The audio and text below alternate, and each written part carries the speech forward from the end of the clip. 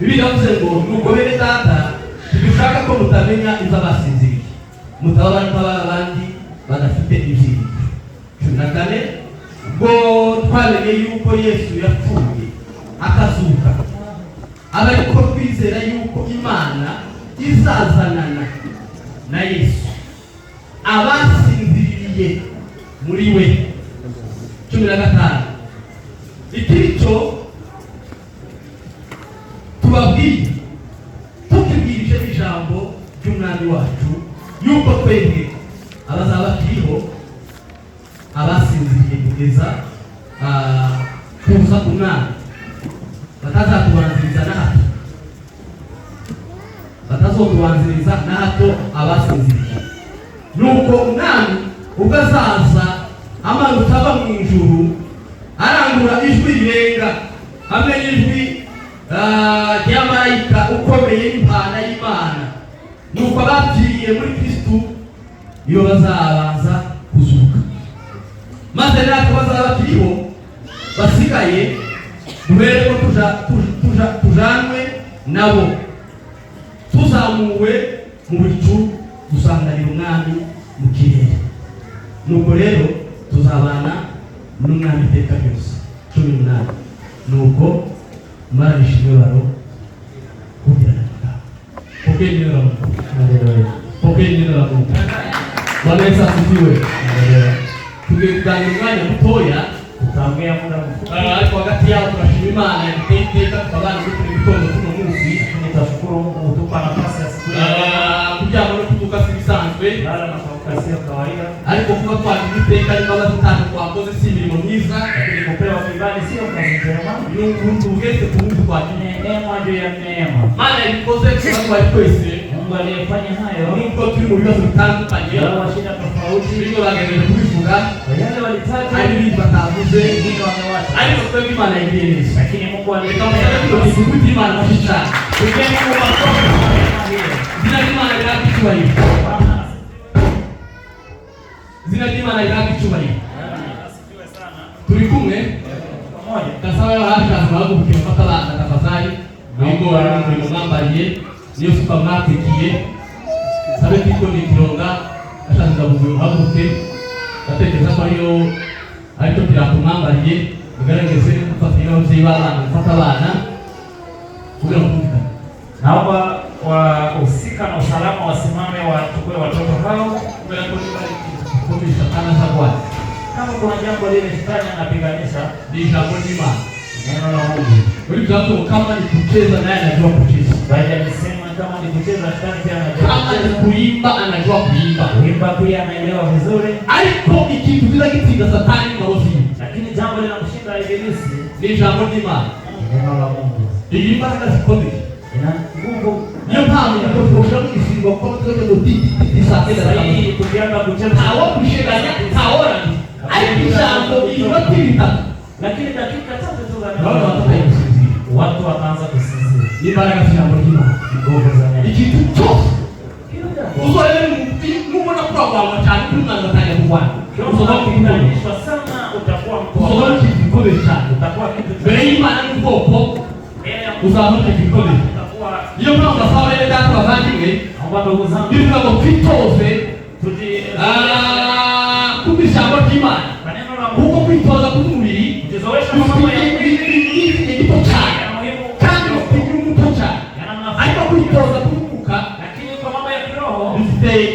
cyane giza yanafaida kwa wakati huu na wakati ujao. Mbere hapa tukomeze kungangane Kwa sababu tunaomba majibu. Tunashukuru yale msaza wagiye kubaza muzeyiwe. Tunashukuru Mungu kwa ajili ya msaada. Mungu atasimama na kushingura. Panga mabaya. Amina pastor Semundo. Hamwe muzeyi papa cyane yuwaje rutabaye. Papa cyane. Na familia cyane y'imwese. Familia y'Imana. Imana y'ubukomezi. Mungu wa imarisha. Reka tubane mu jambo ry'Imana mwanya muto. Pamoja kwa neno. Tumekuganira kugaruka kwa Kristo. Tutaongea kuhusu ufufuo w'abafu. Au ufufuo waliokufa. Kugaruka kwa Kristo. Kurudi kwa Kristo. Ufufuo w'abafu. Ufufuo w'abafu. Niyo magambo tugani umwanya muto bitari minota mike cyane. Sasa Imana unamfanya kukecha. Mungu anisaidie. Tumeleka ili somo ryo kugaruka kwa Kristo. Somo la kurudi kwa Kristo. Ndio kuzuka kw'abapfuye. Ni somo wigishimiza panga ya pango kubwa sana. Ni somo turakwigisha cyumba cyane cyane kufundisha. Ariko reka tumeka kuraga tota. Watatu tusikie kiasi. Semeni amen. Amen. Semeni amen. Tumbo bana tukufu. Ombe Bwana utukufu. Tumbo bana utukufu. Ombe Bwana utukufu. Sifa kwa Mungu. Amen. Sifa kwa Mungu. Amen. Haleluya. Haleluya. Ndabona bukeye mbere y'ijoro muri topic. Tuingie kwa neno. Amagambo twasomye cyangwa ndazandike twasomye. Haya maandishi tulisoma. Paulo yandikira Tesalonike. Paulo andikia Wathesalonike. Ukitesalonike haya yateye. Pia jinsi zinazokuwa. Hapo Paulo yandika amagambo kwa Yesu. Paulo aliandika maneno haya. Nidanga kusoza mukezi kumtuniki. Amaanisha kama wote ni nini na kitu ni nini. Tuwasoje. Tutakuwa semeni ale. Anga twasomye. Hapana tumesoma. Paulo ulimwengu wa Tesalonike. Hii mji wa Tesalonike. Amateka y'itorero. Historia za kanisa. Inasema kugira ko wari umujyi ukomeye cyane. Biblia inasema ilikuwa mji ambao ulikuwa ukomeye cyane. Kwa mji mkubwa wa Mungu. Ndetse tuwaekeraho nao gusa. Sasa hapo. Uwa ikora mutima y'abaroma. Palikuwa mji wa halisi wa Roma. Yuko mitaya y'abaroma. Ilikuwa mji mmoja wa Roma. Ya Makedonia. Katika mwasai ya Makedonia. Yuko katika itorero bako. Historia za kanisa. Mji wa Tesalonike. Tesalonike. Wabayeho mu mwaka wa 315. Kwa mwaka wa 300 mbere yuko Yesu avuka. Mbele ya kuzaliwa kwa Yesu. Nicho ni umujyi wa Tesalonike wabayeho. Hilo liligunduliwa wakati. None wari umujyi ukomeye cyane. Kwa mji ambao ni mkubwa. Uba ikora mutima w'ukandi bw'abaroma. Mji mkuu wa Warumi. Barawukunda cyane. Amateka avuga ko wari icyambu cy'abaroma. Isikuwa daraja. Umujyi wari icyambu cy'abaroma. Mbese niyo bari bakiriye igitu cyose n'ubucuruzi. Vile mtu alikuwa umujyi ukomeye cyane. Sababu ilikuwa mji mkuu. Noneho Tesalonike imeze nk'umujyi ukomeye cyane. Tesalonike ilipokuwa hivyo. Paulo yeye mshiriki. Paulo alienda kuweka kanisa hapo. Ndio Yesu afunze. Kabla Yesu ndio Paulo ilikuwa mtumaji wa kabili. Katika injili ya pili ya Paulo wa kabili tunasoma ya pili ya Tesalonike. Alienda Tesalonike. Akamshinda itorero. Alienda kuweka kanisa. Amateka yitwa ambako Paulo yashinda itorero mu Tesalonike. Historia za kanisa zinasema Paulo mwaka wa 19 hagati ya 19 na 25. Wa 48 na 50. Na 50. Ya, 450. 49 na 50. Hagati y'umwaka wa 49 n'umwaka wa 50. Okay, katika mwaka wa 49 na mwaka wa 50. Ndio kako alichoye Paulo yashinda itorero. Paulo aliweka kanisa Tesalonike. Ni kufa kwa Yesu. Kabla ya kuzaliwa kwa Yesu. Alishinda itorero. Amaze kushinda tayari. Kabla ya hayo kuteye siku nyingine basubirayo na Siria na Timotheo. Barongera kuvuga kandi. Kwa safari ya injili. Muri uwo mujyi wa Tesalonike.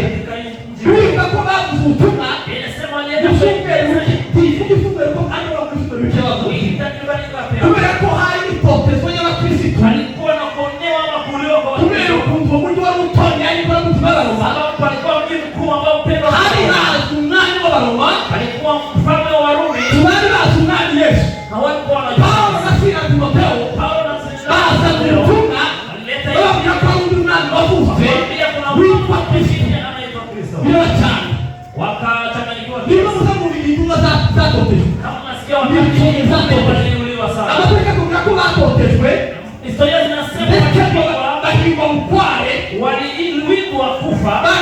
Basi ya ijambo ry'Imana. Sababu ya neno la Mungu. Bagenda baruvuga ubutumwa. Waliendelea kueneza barahunga. Walikimbia sababu ya abantu benshi. Yesu wakati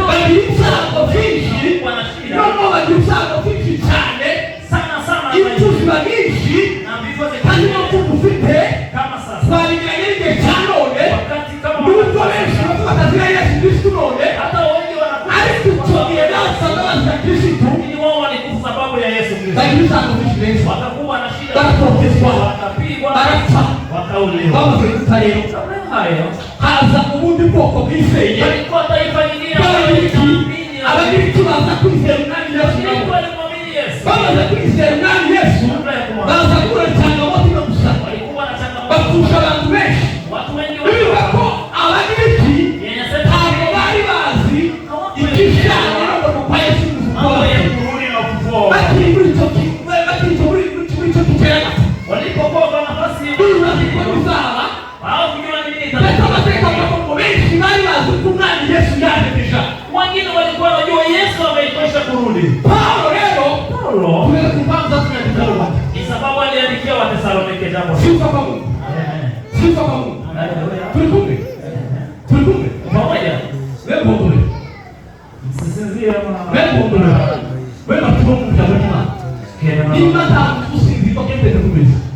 Kama mtu anayefuata kushukuru na Mungu anaweza.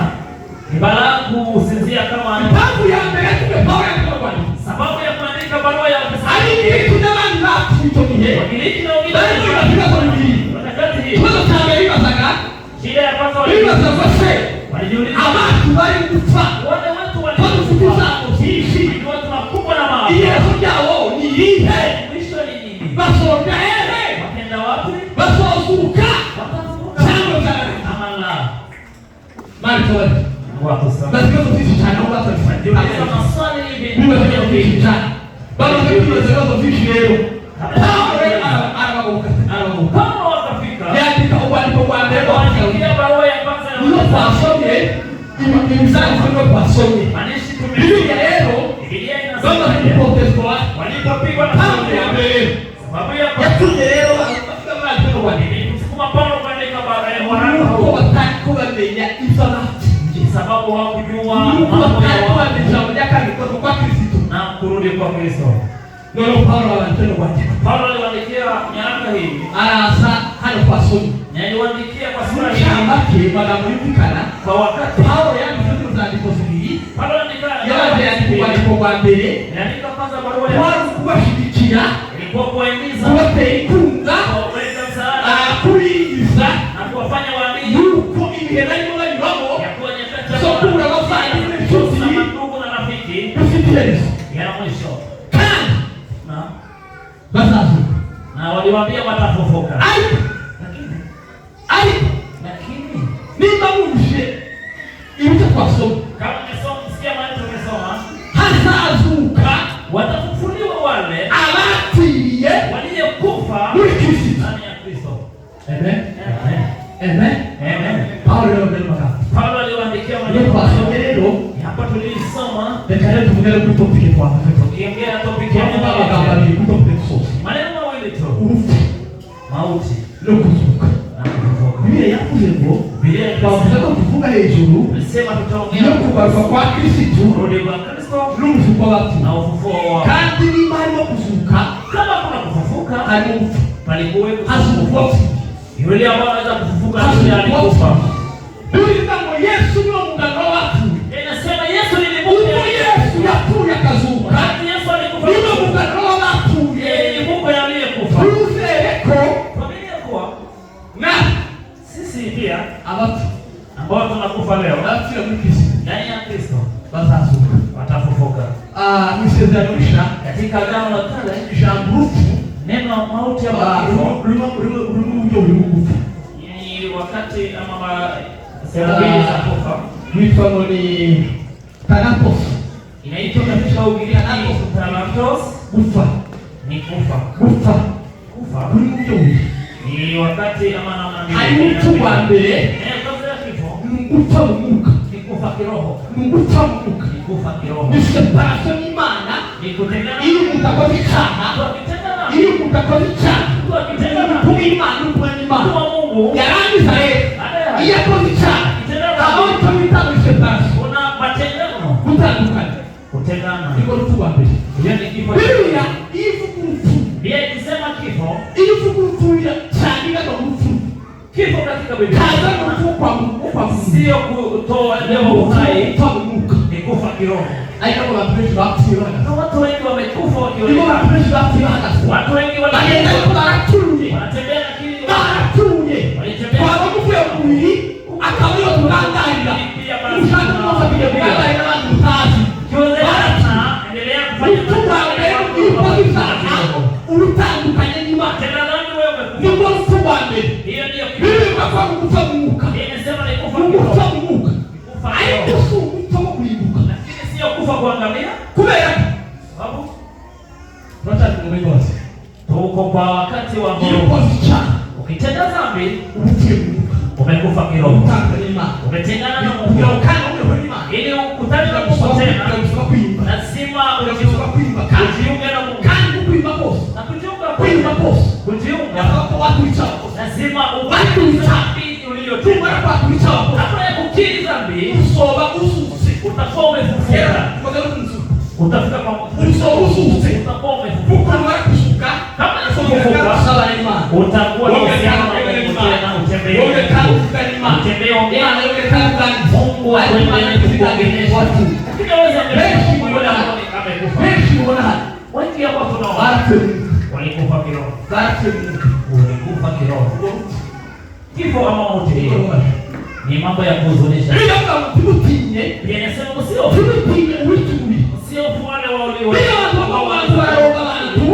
mwaratanga masumu sema watu wanatoa sumu kabatinde ama wachawi bila mtu katinda kuishi mwili sio ngope kifo cha mwili ibumbe ya mwili ni majivu tukatinda kumtu satani ndofuka sione akaimba uchafu kana mtu anaweza sababu yanaambia ngo halafu kajamu ya mama Yesu yake soma ya hapo ya usinume kati ambao hajua satani anashuka akaimba uchafu kwa mtu shetani anaweza kuwa chanzo cha kifo fulani utaanza kungalipima alipasosea nafsi yako yeye ambao alikuwa ama chanzo cha kifo chako wewe ataangamia lakini wewe utaenda mbinguni jamaa mtu wa mtimtie alichogopi Biblia inasema usiogope ambao ni wale wanaokulicha kidogo muka ogope wale wanaokuwa roho atie muka ogope wale wanaokuwa muka ambao wale walikufa kiroho nukutandukana n'Imana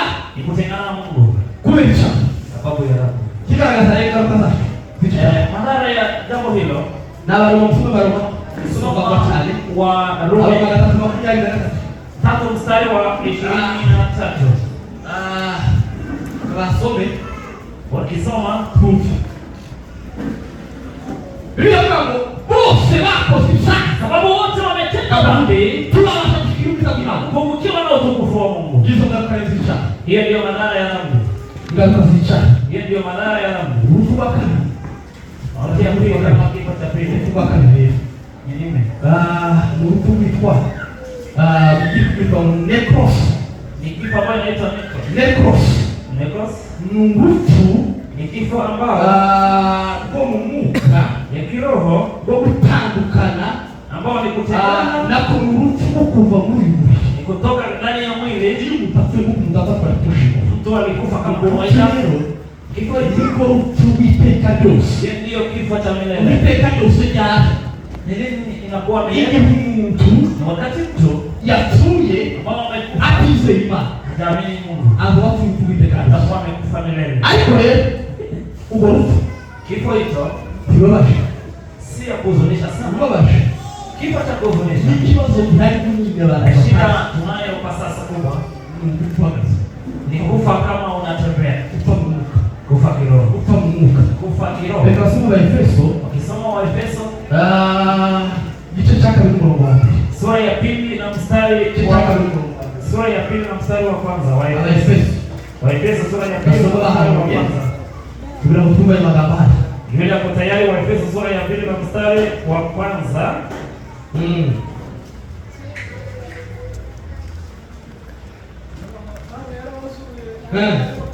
yego musise ibicumuro n'ibishaka sababu ya makosa na dhambi zenu yego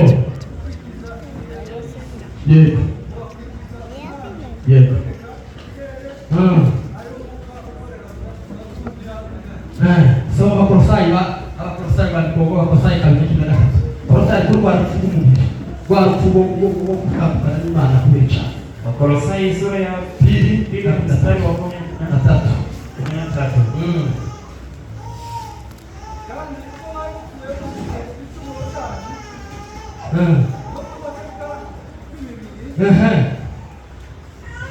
Ukugaruka kw'imibiri yanyu yego yabahinduranye bazima nawe imaze kutubabarira ibicumuro byacu byose.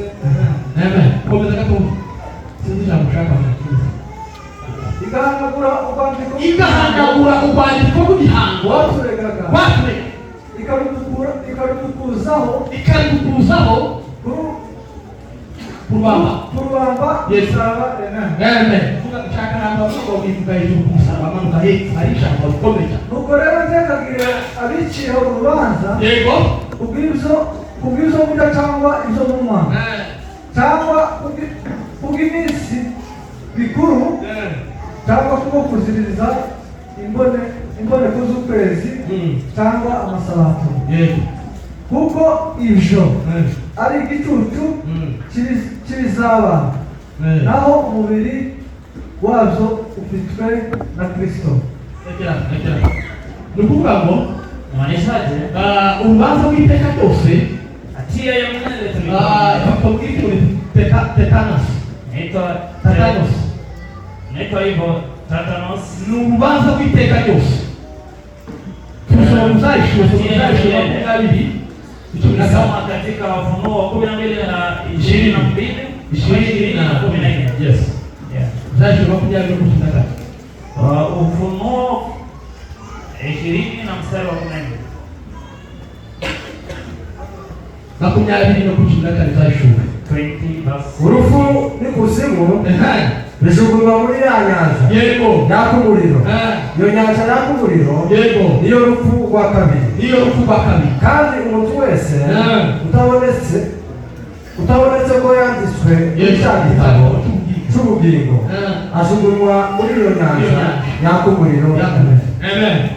Ni ukuvuga ngo muri makeya tushaka n'umuvuduko ku rupfu tukidondoka akenshi birivuga wakati mwingi Biblia ikisema ibivuga ubupfu ni spiritual, ni mauti ya kiroho, ni ubupfu bwo mu mwuka, mauti ya kiroho utandukana n'ubushake bw'Imana, ni kutengana n'ubushake bw'Imana, nibwo bivuga ubupfu bukomeye. Biblia inasema kifo reka tuvuge kuzuka.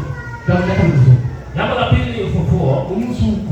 Ufufuo hasukuwa mchungi, yule anaweza kufufuka ni yule aliyekufa. Imba Yesu yarasutse kama Yesu alifufuka, nuko yabanje gupfa, sababu kwanza yabanje arapfa, alikufa kwanza, kama yaravuse, alizaliwa kwanza, arakuwa, arapfa, akafa, arasuka, akafufuka. Rero umuzuko fufuka ijambo rikomeye cyane, jambo kubwa. Nuba benshi bazabibaza bizana gute. Hata kwa sasa watu wanajiuliza itakuwaje, abantu badusize, wale waliotuacha, abana bacu, ababyeyi bacu, wazazi, watoto wetu, abavandimwe, ndugu na marafiki, itakuwaje? Ubwo twabashinguye, mbona tumewazika kandi kuhure tutakutana. Watu wanajiuliza maswali, lakini ufufuko inamaanisha ni Biblia katika mimi kwa Kigiriki bisobanura kuzuka, inamaanisha kufufuka cyangwa se kuinuka. Kuinuka kutoka katika wafu ni kuva wafu, kuinuka kutoka wafu, kuzama kuva wafu, kuzuka ni kufufuka ukava mu bapfuye kutoka katika wafu, nyuma ya kufa ukava mu bapfuye wowe ukaongea kandi ukagira ubuzima bwawe, unakuwa na maisha yako. Abapfuye bacu wale waliokufa ambao walifufuka hari uburyo bwo kuzuka, ina namna mbili za kufa. Uko hariho uburyo bw'ikuzimu, kama vile tumesema kuna aina mbili za kifo, hariho n'uburyo bwo kuzuka, pia aina mbili za uburyo bwa mbere bwo kuzuka. Ile kwanza kufufuka ni umubiri, ni kimwili, no mu mubiri, ni mwili. Iyo ngo arazutse mu mubiri, kisema mtu amefufuka kimwili, arazutse mu mubiri, kufufuka kimwili, kugaruka kwa Yesu, ni kurudi kwa Yesu, kugaruka kwa Yesu, kurudi kwa Yesu, kugaruka kwa Yesu, kurudi kwa Yesu, kugaruka kwa Yesu, kurudi kwa Kristo, niko kuzuka mu mubiri. Hiyo ndiyo kufufuka. Ariko mbere tunavuga kuzuka kwa mbere, reka tuvuge kuzuka ko mu mwuka. Nasema kufufuka hariho kuzuka ko mu mwuka, kufufuka kiroho, kuzuka ko mu mwuka, kufufuka kiroho, kuva mu cyaha, kutoka ndani ya roho kandi dufite Imana, na kuja na usiku. iyo uvuye mu cyaha iteka ryose, kutoka ndani ya iyo wakoze icyaha itenda na ukakivamo na unaondoka, uruzutse. Kuko iyo wakoze icyaha uba wapfuye mu mwuka, kiroho, uba wapfuye mu mwuka,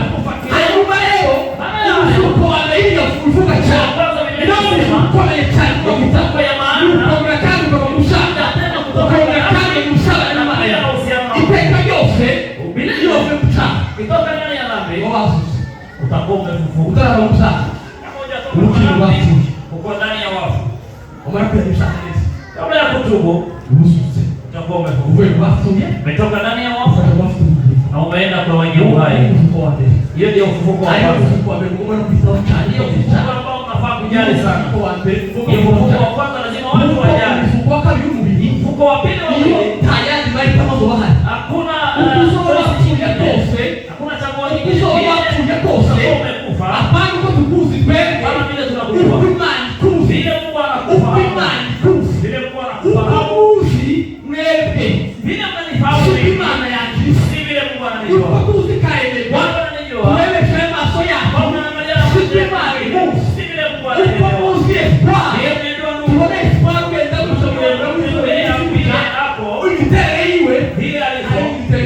Kuna vile Mungu anajua pia. Hiyo ni siri ya Mungu. Watu wa Makedonia walikuwa na haja ya kumwona Paulo. Watu wa Makedonia walikuwa na haja ya kumwona Paulo, mtumishi wa Mungu aliyekuja kwao.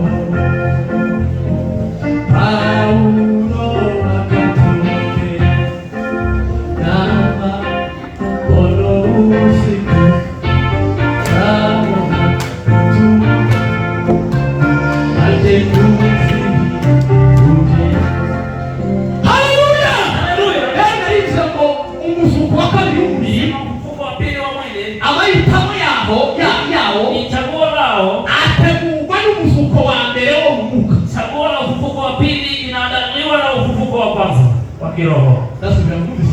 Itarudia. Rudi sisi. Umesikia? Na hizo mzuko wa kaliumbi. Ili mtakuye. Ufufuko utamfika. Vile mtu anapiga mzuko wa kaliumbi. Anasubiri ufufuko wa pili. Huo mzuko wa kaliumbi. Ufufuko wa pili utekubali mzuko wa pili. Yanaliwa na ufufuko wa kwanza. Wao kiroho. Sasa namna gani?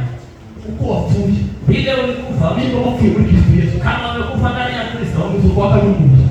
Na ufufuko wa pili wao ile tatu kwani. Haina alikufa. Lakini ukifa, utituma tano kisi. Bila kuwa ndani ya Kristo. Mzuko wa kaliumbi. Ufufuko wa pili ndio tunatuka. Ndio kwa roho zangu nitao mzuko wake.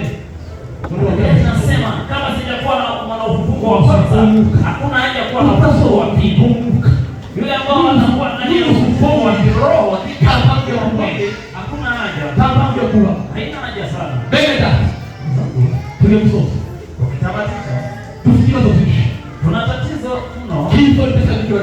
Kama Wathesalonike. Hizo kiwa za chama. Yaani tunajiuliza tunafushi pale zote. Kila kona tunafushi Bwana anatuzala hivi. Magonjwa hizo ndio zala hivi. Na majanga zala hivi. Na vita zala hivi. Na ajali hizo tayari tufunga boxe. Hili ala ndio wanakuwa yeye kutala kwa rafai kwa maswali ili kada takuaje. Kama vile jambo hilo. Wacha niwaambie neno moja. Ukitamatisha. Hapo mkundi. Mwimarike. Yesu atongaruka.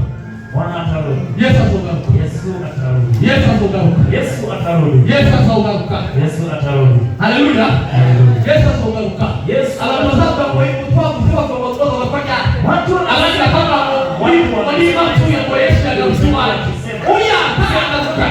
Ile yangu uko nani Yesu anaanza. Nimesema nipanda imani. Au mtu. Kutoka mwana. Au mtu ile cha. Yule mtoto yako yako ni cha. Isama jambo ya Mungu na sifa zingine. Yangu zeno. Sishaka kumtameni ndo asinzie. Sijue yale waliofanya. Sishaka kumtameni wale waliofanya. Yale waliofanya.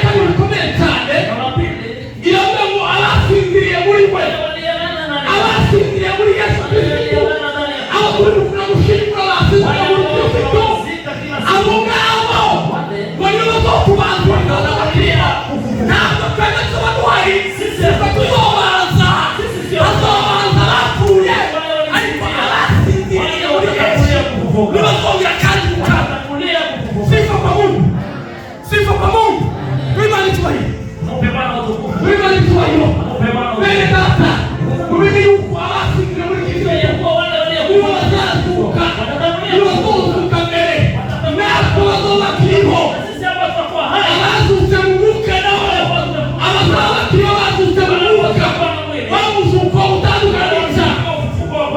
bazakurikira. wataendelea pia. Nikutegemea.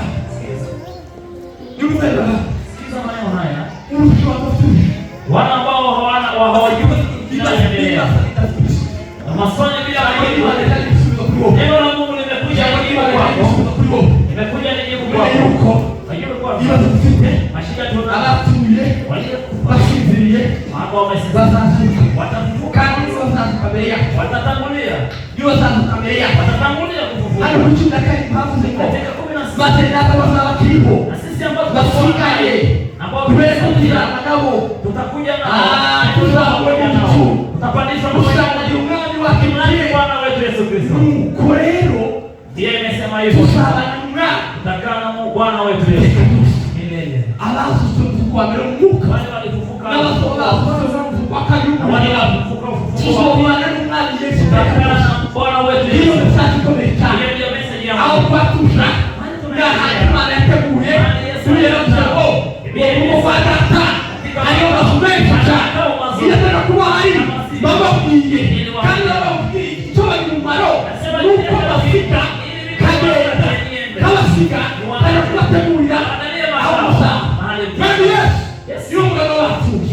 Ala watu. Awasema watu. Shuku watu. Iba kusema kwa kogatu. Watu wa yetu Imsoso. Haya yote. Yanamwisho. Kali kwa watu ndani. Biblia inasema walipopomana shindano. Nasema Biblia kufarijiane tukiwa pande. Ndugu zangu maisha ndio baba. Kufarijiane na gai kuambiana maneno. Kama kama msuko. Kuambiana maneno kwa Yesu. Kurudi maneno vizuri. Ila kile sana. Mali wafashe. Watendee mema. Ndio ya hawa. Kama tuzota. Haikuwa sota. Alafu Nuka. Hajua. Alafu semuli. Ndio tunakimbia. Aiwaje alafu ndio sambulia. Awasi ndiye mliwe. Wanasinzia ndani ya. Awasi ndiye mliwe. Wale walilala. Yaani babango. Hawitashima ana. Wale walilala kabisa. Ndani ya ibada. Hao ndio tusiwatishe. Ndio watu sisi ambao tunazunguka kiroho tutageuka tuende pamoja nao ndani ya ufalme wa Mungu tukae na kaja paradisi au tutashaka ambao tutageuka ufufuliwa na Mungu. Anasema mauti ndio adui wa Yesu. Na wewe Mungu watu wakati hakuomba watu ili akuweka imani Mungu yeye ndio mtugaji aliomba unaomba kaisa pia akukasa kugeza sura hizi mataka atimize hapo hata kipazo chake kikomecha. Lakini palikuwa na shida moja chicha ya Rabu ambayo imeleta kifo na Daudi aliyafanya Daudi abusaza. Biblia inasema Daudi alikaa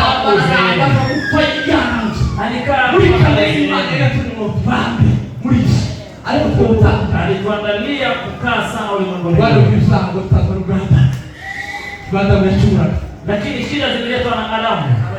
Wakati alitenda dhambi akaleta vifo mpaka sasa. Kama kisha mkombi. Acha niwaambie haki kama nisema. Kitu wasiota kisha kamwe hapo mfumbi zangu kukosa marafiki itakosa. Kombe cha kwa kila msulinya. Jambo muhimu ambao unataka kukaa ni tokiwa kufa kiroho. Simu kiroho watu muka. Tukiendelea kufa kufa kiroho. People souls lazimaliza masomo. Sasa simu yetu mpofe mlikusa. Sisi haikibada ya ufungu wa masomo.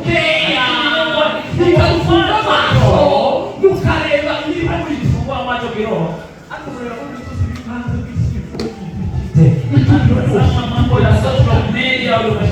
sababu tusianze watu wanaongea mambo mengi sana, wanatusomea ndio ya kuwa kuvuka kiroho ndio muhimu sana kuliko kuvuka kimwili. Kufa kiroho jambo la kusikitisha kuliko kufa kimwili. Na wasafiri vema wale waliotuacha, ndugu, marafiki na wazazi, wale ambao wamesinzia, tutawaona, watakutangulia. Tokea neno la Mungu.